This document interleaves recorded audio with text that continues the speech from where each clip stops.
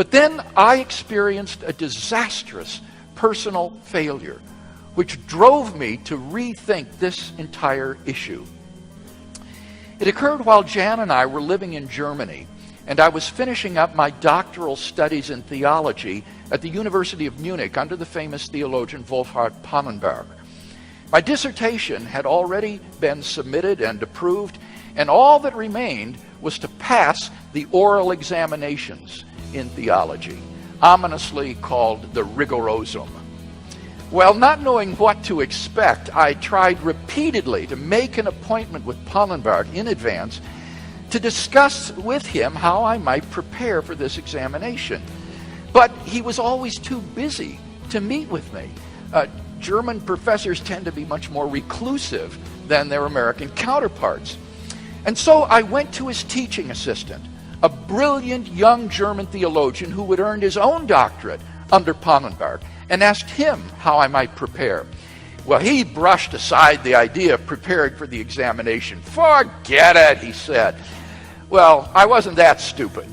So I pressed him on how I might prepare. Pannenberg always asked questions only over his own writings, he advised me. Just read what he's written. Well, that seemed like a good strategy. And so over the next several weeks, I read and studied virtually everything that Pannenberg had ever written. I felt confident that I had mastered his thought. On the day of the examination, I entered Pannenberg's office. He would deliver the exam himself, and the whole process was to be monitored and recorded by the dean of the theology faculty and by one other professor of theology.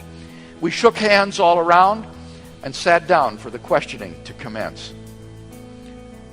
Almost immediately, things began to go wrong. Pannenberg began to ask questions over subjects that were not discussed in his writings. He began to ask questions about the particularities of this or that man's theology, and I could not answer the questions. Again and again, I had to confess my ignorance. I cannot convey to you the sense of helplessness and fear that swept over me. Question after question, I realized that I was watching my doctorate slip away before me. And like trying to grasp sand slipping through your fingers, there was nothing I could do to stop it. This torture went on for nearly an hour, until at the end of the hour's examination, just to make my failure patently evident to all, Pannenberg asked a couple of condescendingly easy questions, as if to come down to my level. My humiliation was complete. Devastated, I left the theology department to meet Jan, to go out to dinner at a restaurant where we had planned to celebrate. She came running up to me, smiling, a look of expectancy in her eyes. "Honey, I failed," I said. She just couldn't believe it. It was just before Christmas, and on the 23rd of December, we were flying back to the United States to spend the holidays with my folks, and then begin teaching at Trinity Evangelical Divinity School after the new year. And now we were going home in defeat. As if to add injury to insult, on the flight back, Lufthansa lost our IBM. Jan's handbag, where she had packed her most valuable personal effects, was stolen, and I lost both of my contact lenses. But these material losses were nothing compared to the turmoil I felt inside over losing my doctorate. I just couldn't understand how God could have allowed it to happen.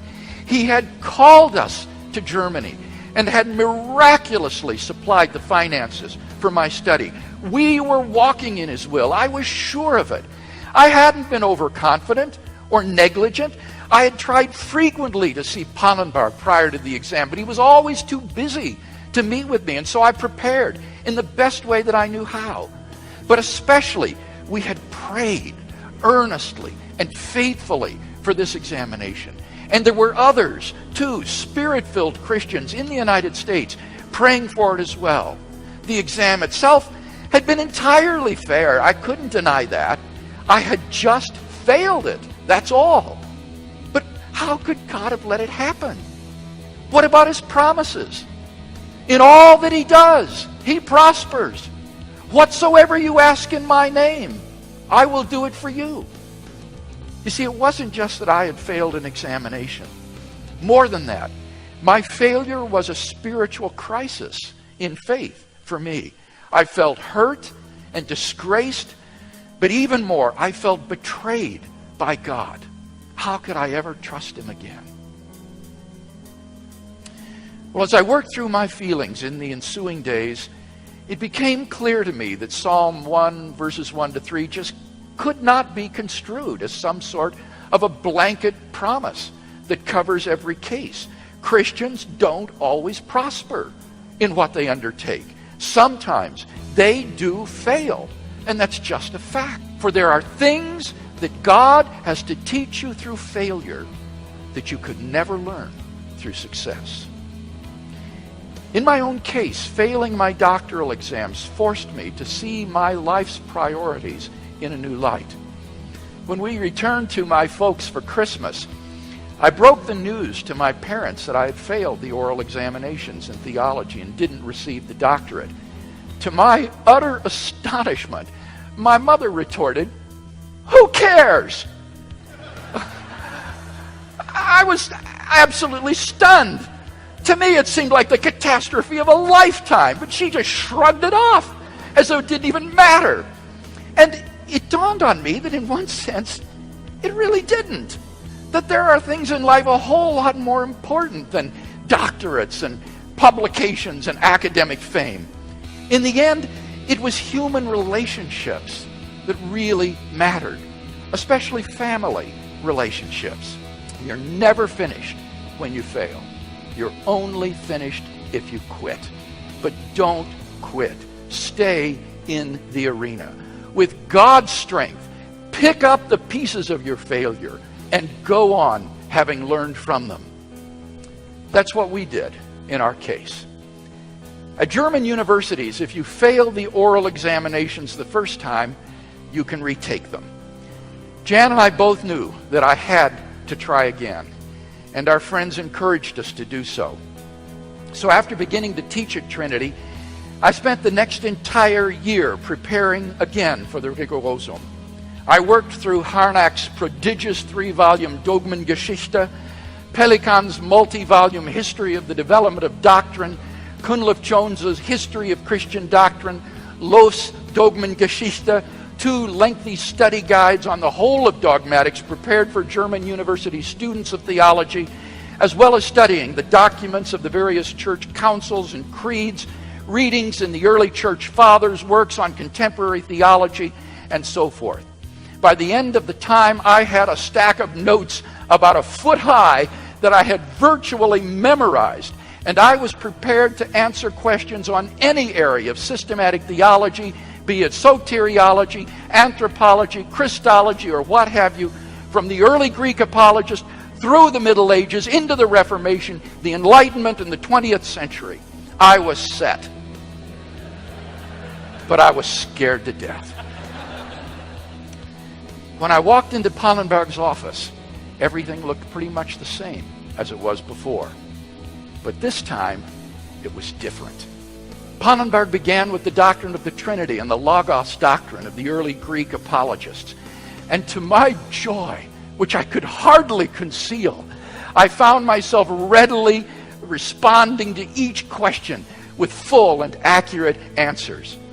As the examination continued to unfold, the answers just continued to roll out easily and fully. In fact, the only question I tripped up on was why Hegel's doctrine of the incarnation entails the death of God. And didn't really feel too bad about missing that one. Pannenberg himself was clearly delighted with my success and awarded me a magna cum laude on the examination. I was dancing on air. So it was a victory for the Lord in the end. But the victory was not just in passing the examination. For not to mention the spiritual lessons that God had taught me through my failure, I also discovered a sobering truth. Like most other American students, I had been woefully trained in seminary in the history of Christian doctrine. The training in systematic theology that American evangelical seminaries generally give their students is but a pale shadow of the instruction that German university students in theology receive. Is it therefore any wonder that skeptical German theology leads the world? How can we ever hope that evangelical theology will become a leading model unless we begin to train our students with the same rigor and thoroughness that characterize German theological instruction? I can honestly say without hesitation that I learned more about systematic theology during that intensive year of study than I did in my entire seminary education. So, although I would never want to relive my experience, I can honestly say that I'm glad I failed. Because as a result of that failure, I became theologically equipped for the Lord's work in a way that would never have been possible had I passed. And I'm so glad that we didn't quit. Suppose we had just given up. Let's say that in the humiliation of my failure, I had lost hope and not tried to take that exam a second time. The pangs of defeat would have haunted me every time I opened a book on systematic theology or thought of my failure. The years would have passed, and I would have continually asked myself the question, should I have tried again? Even if I had tried and failed the second time, I would still have been better off than by quitting. As Roosevelt said, I would have at least failed while daring greatly. I would have at least stayed in the arena. So, when you encounter failure, don't give up. Ask God for strength to go on. He will give it to you.